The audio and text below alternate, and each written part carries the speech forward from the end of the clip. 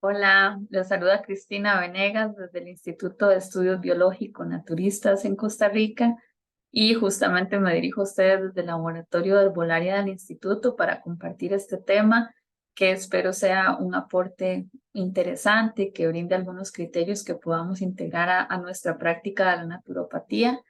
Y es un honor ser parte de esta Conferencia Europea de Naturopatía, saludando a todas y todos los colegas alrededor del mundo y pues un honor poder estar acá en este espacio haciendo un aporte más.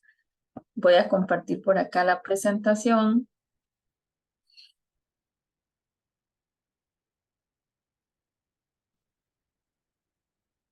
Por ahí está.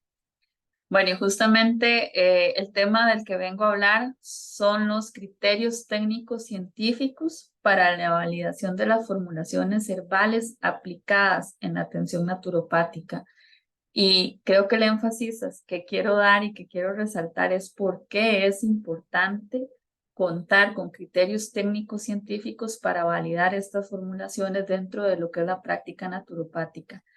Cuando hablamos de la herbológica desde la naturopatía, pues hablamos de los distintos usos, las distintas aplicaciones de las plantas medicinales para acompañar los protocolos o los procesos que desarrollamos en la atención naturopática.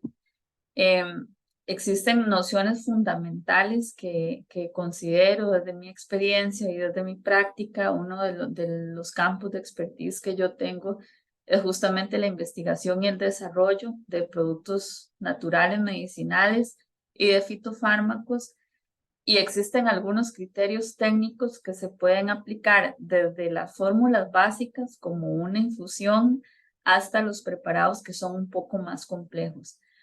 Y son nociones que considero que es sumamente importante que las y los naturópatas tengamos en consideración, porque cuando estamos desarrollando o cuando estamos planificando un protocolo de abordaje desde la herbología en un acompañamiento naturopático, pues definitivamente para acompañar los distintos procesos de salud con los que estamos trabajando, tenemos que tomar en cuenta aspectos que son importantísimos para garantizar que lo que estemos aplicando sea lo mejor. Entonces, quiero empezar de lo básico.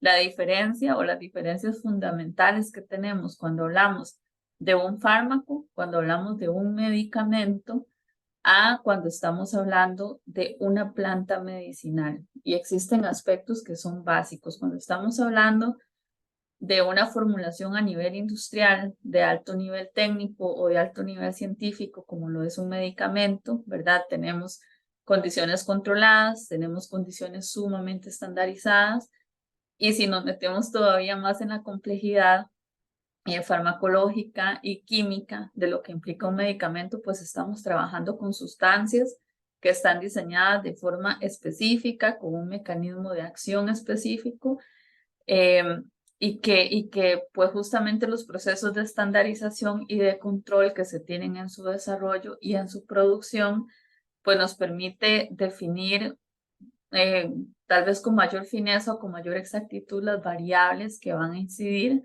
en cómo va a funcionar este fármaco en el organismo de las personas. Pero cuando estamos hablando de una planta medicinal, estamos hablando de un ser vivo, y eso es una perspectiva que no podemos perder. Cuando estamos aplicando un preparado herbal, ya sea un té o ya sea un preparado de mayor complejidad, ¿verdad? Como un fitofármaco, por ejemplo, estamos extrayendo ahí o estamos poniendo, concentrando ahí la esencia de lo que es la complejidad de un ser vivo. Y cuando estamos hablando de las plantas medicinales, existen distintos factores que no necesariamente podemos estandarizar o que no necesariamente podemos controlar, que inciden en lo que va a estar contenido en ese preparado herbal con el que estamos trabajando. Existen factores de naturaleza biótica y existen factores de naturaleza abiótica.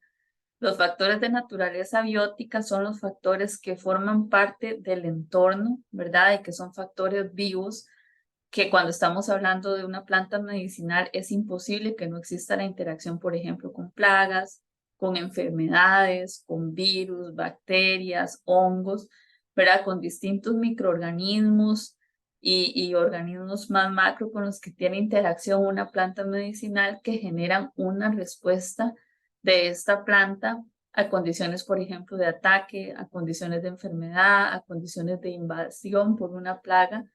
Y la respuesta por lo general es una respuesta de adaptación química. La planta medicinal, cuando se siente amenazada o cuando siente algún tipo de estrés de esa naturaleza, pues genera una respuesta química que incide en la composición de esta planta. Por otro lado están los factores de estrés abiótico, que son los factores que tienen que ver más con el medio ambiente en el que se está desarrollando este organismo. Y ahí vamos a ver, por ejemplo, cuestiones climáticas u otros aspectos ecológicos que no necesariamente son de naturaleza viva, pero sí de ese entorno en el que se desarrolla el organismo. Entonces tenemos, por ejemplo, la sequía, los vientos, bueno, la sequía o el exceso de humedad, las temperaturas ambientales, la disponibilidad de agua. En fin, son factores que también generan estrés, que también generan una incidencia en el desarrollo de la planta y por lo general la respuesta a este tipo de estrés es de adaptación estructural. Por lo tanto, en la forma, en la morfología de una planta medicinal. ¿Cómo nos incide esto? Pues los factores del ciclo natural que influyen van a generar una respuesta en distintos aspectos, como hemos visto, del desarrollo de este organismo. Y cuando estamos trabajando desde la arbolaria, desde un enfoque no industrial del uso de las plantas medicinales, pues vamos a trabajar directamente con este organismo en su medio natural, ¿verdad? Vamos a cosechar la flora, la raíz, el tronco, la cáscara, la corteza, etcétera, el fruto, la hoja de esta planta medicinal. Si tenemos una respuesta de adaptación química de una planta medicinal, pues esa adaptación va a incidir en la composición de esa parte de la planta que vamos a cosechar para hacer nuestro preparado. Si la respuesta es de adaptación estructural, de adaptación morfológica, de que la planta adapta sus ciclos, por ejemplo, de floración, de fructificación, a la respuesta al estrés ambiental que tiene, pues eso va a incidir, por ejemplo, en la disponibilidad también de lo que requerimos de esa planta medicinal o, por ejemplo, cambios que nos afectan su identificación, el uso de alguna de sus partes. Pero uno de los aspectos más importantes es justamente cuando hay una adaptación del metabolismo de las plantas. Cuando hablamos del metabolismo secundario de las plantas medicinales, y aquí muestro un esquema muy general en función de los grupos de moléculas o de los grupos de sustancias que solemos buscar cuando estamos hablando de la acción terapéutica de una planta medicinal.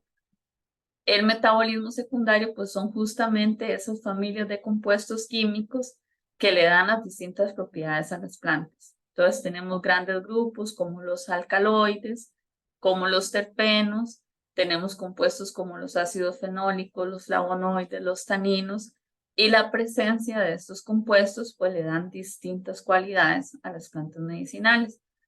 Por ejemplo, cuando hablamos de los alcaloides, que los alcaloides son sustancias que le suelen dar un sabor amargo a una planta medicinal, cuando se desarrollan alcaloides en función del estrés que una planta tiene, por ejemplo, por el ataque de una plaga o porque tiene alguna enfermedad bacteriana, algún hongo, pues ahí la planta está generando estos compuestos por un factor de protección, sin embargo está incidiendo en la concentración o en la disponibilidad de compuestos que tienen propiedades digestivas, por ejemplo.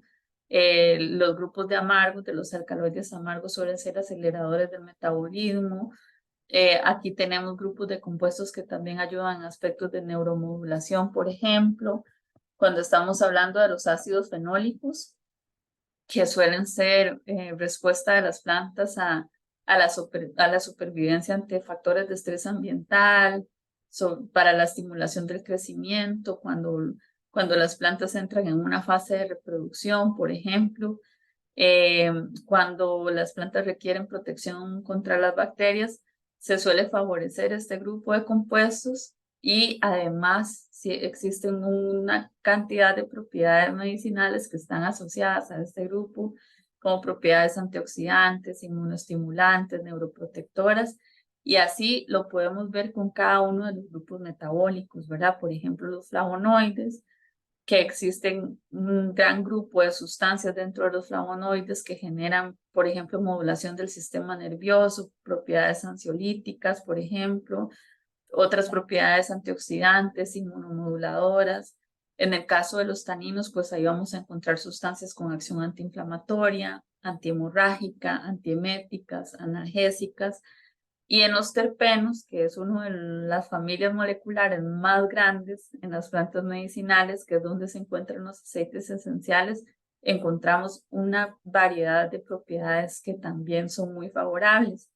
Sin embargo, dentro de estos grupos, pues también se encuentran compuestos que tienen ciertos niveles de toxicidad, o por ejemplo sucede que si por respuesta a un estrés metabólico o un estrés ambiental o ya sea un estrés por un factor biótico, pues también se va a favorecer más la producción de unos compuestos en detrimento de otros, ¿verdad? Esto si lo vemos desde el punto de vista de una planta medicinal en interacción con su medio. Ahora, cuando trabajamos con preparados herbales, si lo vemos desde este punto de vista, pues no podemos perder de perspectiva que estamos trabajando con la dinámica de la naturaleza, ¿verdad? Desde el punto de vista de la arbolaria.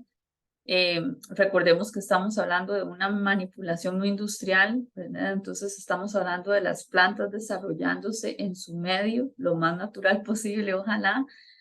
Y aquí tenemos que reconocer que las plantas medicinales tienen ciclos y estados fenológicos que influyen en su metabolismo, ciclos como cualquier ser vivo que están influenciados por las estaciones, por ejemplo, por la disponibilidad de nutrientes que se dan por los cambios, por ejemplo, en el suelo, en la disponibilidad de luz, la disponibilidad de agua y demás, y los estados fenológicos que tienen que ver con los ciclos de formación de las plantas medicinales, si están en floración, si están en rebrote, etcétera. Entonces, pues la respuesta de la capacidad bioquímica que una planta va a presentar está en función de esto también y por lo tanto la disponibilidad de sus metabolitos o los compuestos de interés.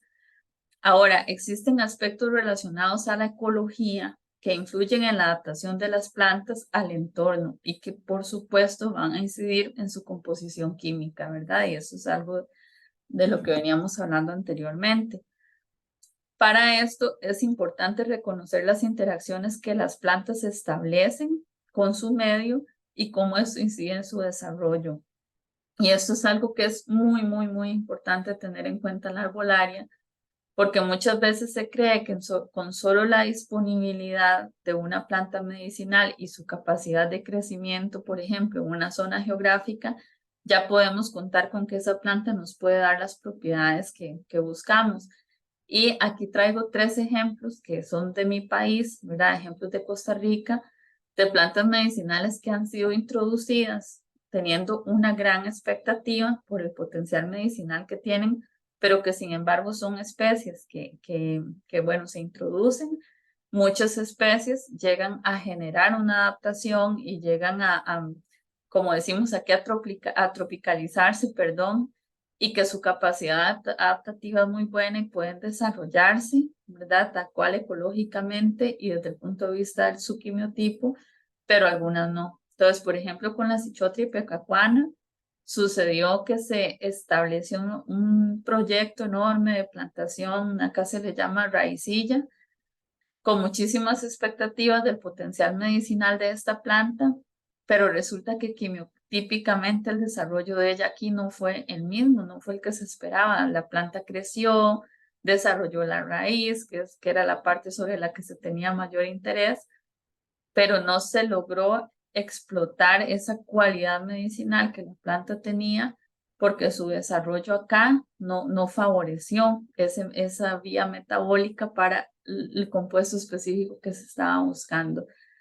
La caléndula officinalis es otro ejemplo. La caléndula es una planta que crece acá. Según la zona climática en la que se encuentre, tiene una floración hermosa, su ciclo de floración pues es muy similar al que suele tener, por ejemplo, en el Mediterráneo o en el norte de América, donde tiene pues muchísima mayor capacidad de desarrollo por ser su naturaleza de esas zonas.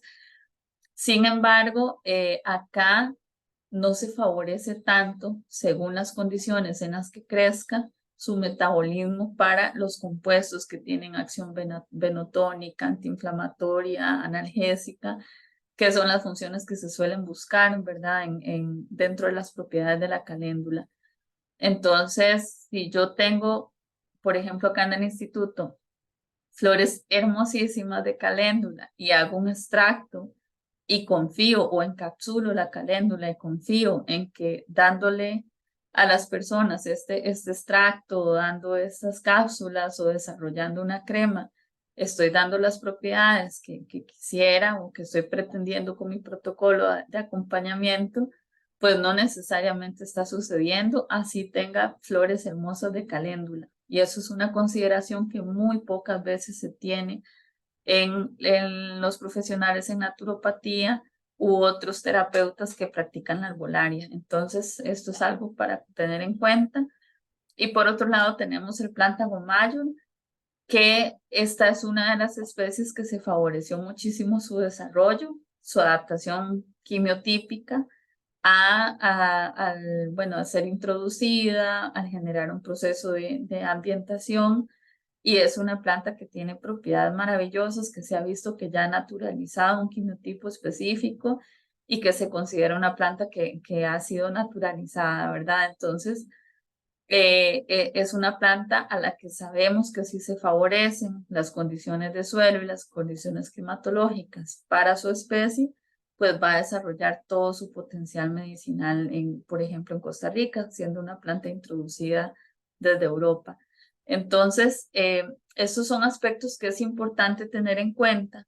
Por ejemplo, en cuanto a la fase fenológica o el estado fenológico de las plantas, acá tenemos una planta que es la Quassia amara, conocida como hombre grande. Es un árbol que sus propiedades fundamentales son digestivas, favorece mucho el metabolismo hepático también, pero dentro de los estudios que se han hecho y las investigaciones que se han hecho, se ha visto que existe una edad específica a la que este árbol empieza a desarrollar los compuestos, los alcaloides específicos que tienen estas propiedades.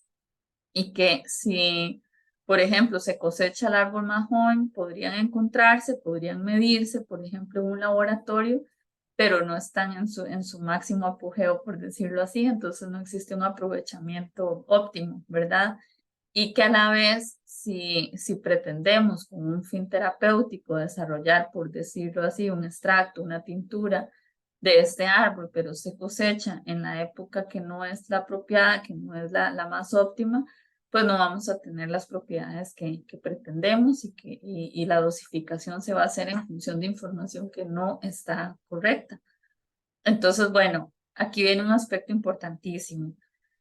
En cuanto a los preparados herbales, estas consideraciones inciden en la seguridad, ¿verdad? De tener en cuenta que estemos realmente trabajando con los compuestos que queremos trabajar, que no estamos favoreciendo la presencia más bien de compuestos que tengan alguna toxicidad, y en la eficacia. Y esto es fundamental y es algo que se busca en cualquier abordaje terapéutico, ¿verdad? Que sea eficaz y que realmente pues esté brindando el beneficio que estamos buscando. Entonces, cuando estamos hablando de favorecer los metabolitos que tienen acción terapéutica, los metabolitos que tienen eh, actividad terapéutica o actividad biológica, pues estamos hablando de la eficacia real de los preparados herbales con los que estamos trabajando. Entonces, bueno, aquí hay algunos criterios a tener en cuenta que quiero plasmar acá. Y como les digo, estos son criterios que yo considero que la o el profesional debe tener en cuenta desde un té hasta un extracto, un encapsulado o un preparado de mayor complejidad. Entonces no son aspectos que aplican solo cuando estamos haciendo investigación a nivel farmacológico, estamos hablando de aspectos básicos para aplicar la herbolaria de una forma adecuada. Y bueno, una de los principales es la fundamentación que existe de lo que conocemos sobre estas plantas medicinales. Para mí existen dos fuentes fundamentales de información, de conocimiento real sobre el uso de las plantas medicinales. que uno es la información tradicional de nuestros pueblos originarios y bueno, en el caso de Latinoamérica tenemos la riqueza todavía de contar con mucha base de esta información de nuestras comunidades originarias que cuenta con siglos de validación de esos usos y de esa información, pero lamentablemente es una fuente a la que tenemos cada vez menos acceso. Y por otro lado está la información técnico-científica que se ha desarrollado a través de los procesos de investigación, que no han hecho más que buscar la validación de esa información tradicional, ¿verdad? Esa información base que tenemos. Entonces, la información científica disponible incluye, por ejemplo, monografías oficiales, tenemos monografías de la Organización Mundial de la Salud, tenemos monografías de las farmacopeas herbales, tenemos los vademecum de prescripción de fitoterapia, por ejemplo. En el caso de los vademecum, tenemos de distintos orígenes, ¿verdad? Tenemos, por ejemplo, en México, tenemos un vademecum de prescripción europeo. Entonces, pues también existen como estas bases, ¿verdad? Las monografías oficiales es posible encontrar esta información en distintas fuentes igualmente. Tenemos estudios clínicos, tenemos investigación científica publicada en revistas de alto perfil científico también, que nos permiten pues tener este criterio de los estudios que se hacen, de la validación que se hace, del uso de las plantas medicinales, de las dosificaciones. Tenemos otro tipo de referencias etnobotánicas, que son las que registran principalmente los usos culturales que se tienen de las plantas medicinales con su evidencia. Y, por ejemplo, en el caso de Latinoamérica y el Caribe, tenemos la farmacopea vegetal caribeña, que la farmacopea es una fuente de información riquísima, tanto científica como cultural, desde los registros etnobotánicos que se realizan, que valida los usos de las plantas medicinales. Y bueno, parte de cuando menciono las monografías, pues entran estas farmacopeas, ¿verdad? Que son de usos tradicionales y de información científica. Existe una farmacopea mexicana, existe una farmacopea alemana, existe una farmacopea canadiense, en fin, existen fuentes desde distintos lugares. Los perfiles fitoquímicos o la información técnica que nos ayuda a perfilar químicamente a las plantas medicinales. Y, por ejemplo, a través de los perfiles fitoquímicos hemos podido identificar, en el caso de Costa Rica, especies que se desarrollan acá muy bien desde el punto de vista fenotípico, es decir, la planta se desarrolla, se ve igual, desarrolla su floración, sus estados fenológicos en general, pero que a través del perfil fitoquímico nos damos cuenta que no logra desarrollar el metabolismo, ¿verdad? Que trae su lugar de origen y que es el que, donde están los compuestos de mayor perfil biológico, de mayor funcionalidad terapéutica. Entonces, bueno, esto es como uno de los criterios base. Otro es criterio técnico para establecer los métodos de procesamiento y de administración. Y esto es básico, esto es fundamental. ¿Por qué?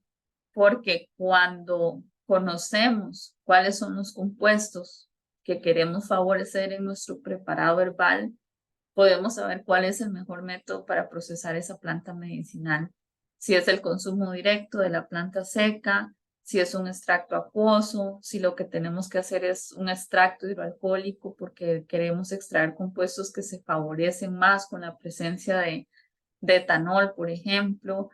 Esto es fundamental también para definir, por ejemplo, en la forma de administración, cuál es la forma más favorable para el paciente, ¿verdad? Por ejemplo, si yo voy a dar un preparado para favorecer el metabolismo hepático que tiene compuestos, por ejemplo, alcaloides que generan un sabor muy amargo, y esta persona tiene alguna sensibilidad particular a este sabor o algún tipo de irritación gástrica que puede no favorecerle la interacción de los amargos en su tracto digestivo, pues vamos a buscar una forma de administración que sea más directa. No vamos a poner a la persona a tomar 1 litro diario de un preparado amargo, pudiendo, por ejemplo, administrar un extracto estandarizado que sea de un consumo puntual y de una dosis muchísimo menor, ¿verdad? Por ejemplo, X cantidad de gotas o 1 o 2 veces al día. O, por ejemplo, un encapsulado de un aceite que concentre las propiedades en lugar de que la persona tenga que tomarse un té varias veces al día de una planta que tal vez es irritante o, en fin. Entonces, pues tener ese criterio técnico para establecer para cada especie cuál es el método de procesamiento que más favorece la extracción de los compuestos de interés y que la administración sea la más favorable para el fin que tenemos desde el punto de vista terapéutico y para la persona que la va a consumir. Por otro lado, el criterio clínico para definir la posología con base en la información documentada y las formas de uso que se conocen. Cuando hablamos de la posología, estamos hablando de la dosis y de la frecuencia de consumo de una planta medicinal. Y si estamos hablando de que queremos hacer una garantía de la efectividad de una planta medicinal, pues tenemos que tener en cuenta esto, ¿verdad? Si estamos trabajando para favorecer, por ejemplo, el funcionamiento renal, para control de estados de ansiedad, para X o Y función específica, pues vamos a querer suministrar la dosis y la frecuencia de consumo que realmente favorezca este efecto. Y eso pues va a tener que ver justamente con la información que tenemos para fundamentar el uso de esa planta medicinal. Por otro lado, algo importantísimo son los criterios regulatorios y normativos que existen sobre las distintas especies medicinales, y esto porque existen en los distintos países pues información de, por ejemplo, plantas o ingredientes que son considerados seguros, o más bien listas de restricción de ciertas especies con base en evidencia que se tiene de toxicología, reportes que se han dado de efectos adversos, etcétera. Pues entonces hay que tener también en cuenta esto, ¿verdad? Que no en todas las partes se tienen las mismas listas, existen criterios que se han establecido, ¿verdad? A nivel internacional sobre ciertas especies que tienen algunas indicaciones de riesgo en particular y demás, pero muchas veces otras han sido por criterios que se han establecido a lo interno de los países en función de estos reportes. Entonces, pues es algo que hay que tener en cuenta y que también es importante pues tener presente como información de seguridad.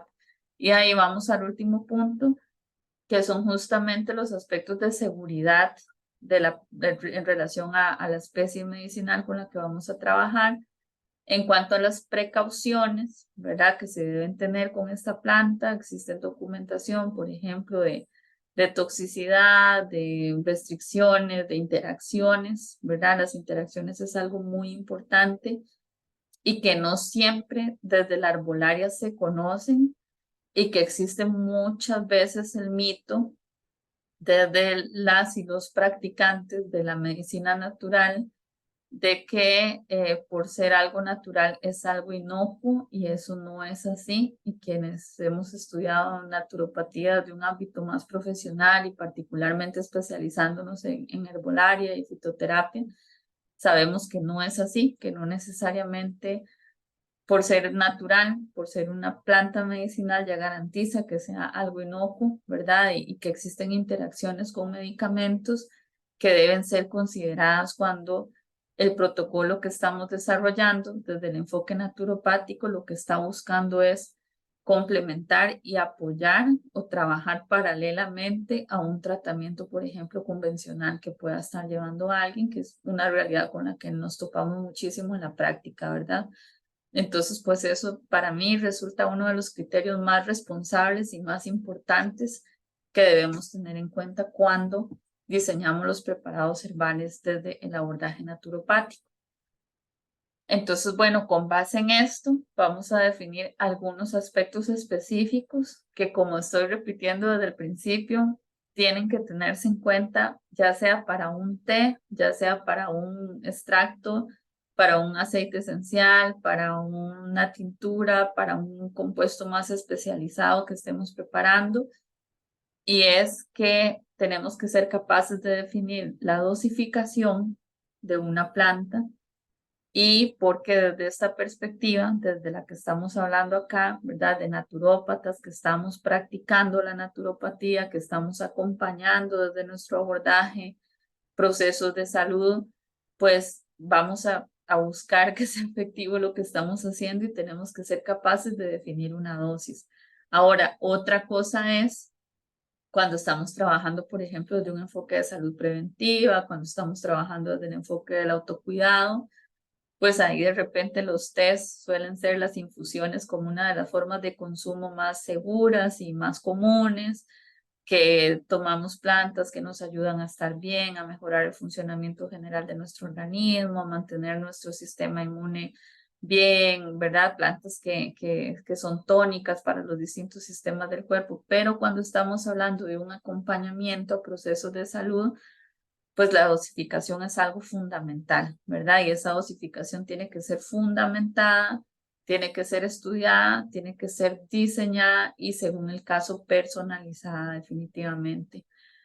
La forma de administración, por lo mismo que comentaba antes, consideraciones que tenemos que tener de la persona que va a consumirla, de las interacciones que pueda tener en cuanto al sabor, en cuanto a las características del producto, en qué forma de administración es más efectivo. Por ejemplo, si voy a trabajar una raíz que no tiene compuestos aromáticos, pues su forma de administración en una tisana o en una, bueno, todavía en una decocción puede serlo, depende de los compuestos que busquemos extraer, pero de repente un extracto hidroalcohólico, una tintura es la forma más efectiva y más segura, ¿verdad? De repente, si por la información que encontramos de esa planta, hacer una decocción en agua favorece la extracción de cierta toxina o de cierto compuesto irritante, pues vamos a preferir una extracción hidroalcohólica. Entonces, esto es parte de la caracterización de la especie con la que vamos a trabajar.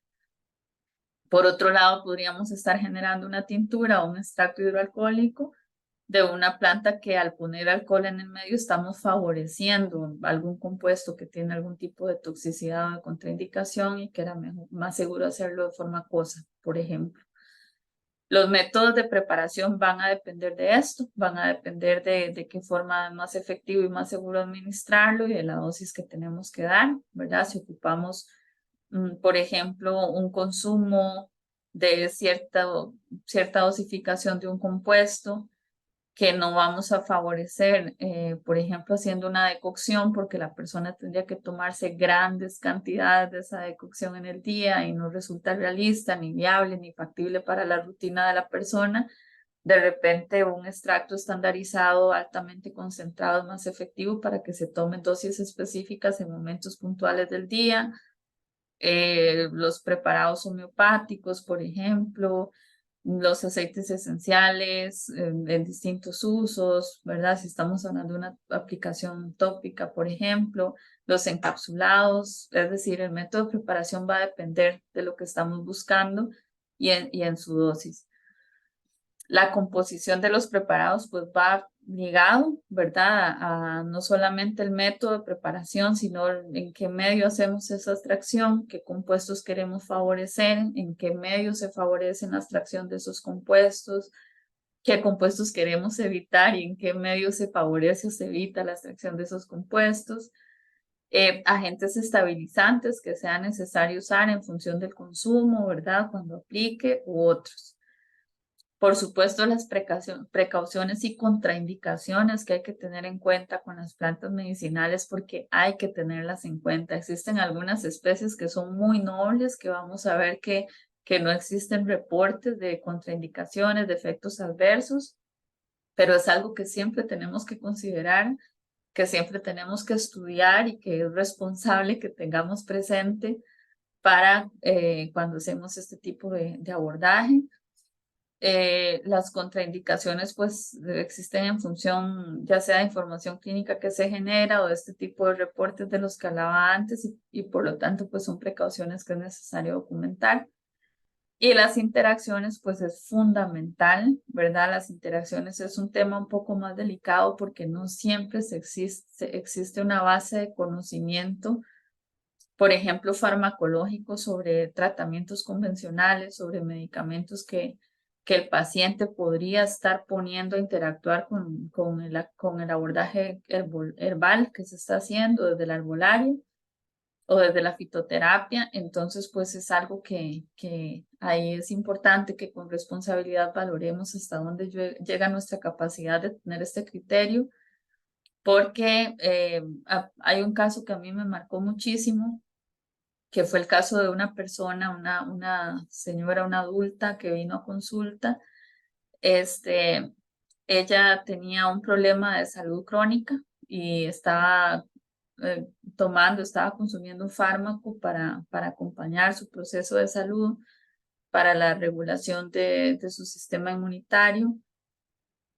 Y ella empieza a presentar una anemia bueno, después de muchos años se le llega a decir que es una anemia crónica, pero no logran encontrar el origen, ¿verdad? Entonces se hacen distintos tipos de estudio, intentan caracterizar, pero no logran, intentan con distintas formas de tratamiento, con distintas formas de abordaje desde la medicina convencional, pero no llegan a determinar, ¿verdad? ¿Cuál es el origen, cuál es la causa? No encuentran nada aparente, existe como mucha incógnita y mucha incertidumbre en función de su caso. Al final, pues se le da un tratamiento que simplemente le ayuda a estabilizarse, pero no le ayuda a corregir ni a sentirse del todo bien. Y cuando ella llega a consulta, pues lo primero que hacemos es revisar que en el momento actual qué es lo que ella está consumiendo, ¿verdad? Con qué se está acompañando ella para su salud. Y resulta que está tomando un suplemento herbal y este suplemento herbal tenía, creo que eran 16 plantas medicinales en su composición. Y inmediatamente cuando leo la composición identifico dos plantas medicinales que en interacción con este medicamento podían generar ese efecto adverso de justamente inhibir la fijación de hierro. Y entonces, bueno, lo que hacemos es suspenderlo, ¿verdad? Ella decide que quiere suspender el suplemento y bueno, en ese momento es lo más seguro también porque con el medicamento llevaba muchísimos años y ya su cuerpo tenía una dependencia. Cuando suspendemos el suplemento, en 2 semanas, una anemia que tenía 6 años se fue, se desapareció, ya se estabilizó. Y entonces fue muy evidente que en este caso había una interacción grave que estaba afectando su salud cuando estamos hablando de una anemia sostenida por un periodo de 6 años, pues realmente existen consecuencias para el organismo que bueno, después se abordan de otra forma, pero bueno, aquí estaba viendo una afectación directa a la salud de una persona y para mí fue increíble la capacidad de recuperación de su organismo una vez que se eliminó este factor y esa fuerza de autoestabilización que también su cuerpo generó. Pero bueno, esto fue un caso favorable en ese sentido, pero si no se toman en cuenta las interacciones, pues podemos llegar a generar consecuencias pues bastante serias y bastante importantes en la salud. Entonces, pues este para mí es uno de los criterios fundamentales. Y bueno, pues como les decía, son algunas nociones básicas, algunas nociones importantísimas a considerar para validar las formulaciones que estamos usando, las formas en que las estamos usando, pero sobre todo, como les decía al principio, quería con esta presentación generar conciencia de por qué es importante tener estos criterios técnicos científicos en cuenta y pues que podamos integrarlos y tenerlos presentes en nuestro ejercicio profesional como naturópatas. Así que bueno, muchísimas gracias por la escucha y que sigan disfrutando mucho de las ponencias de este encuentro y gracias por el espacio.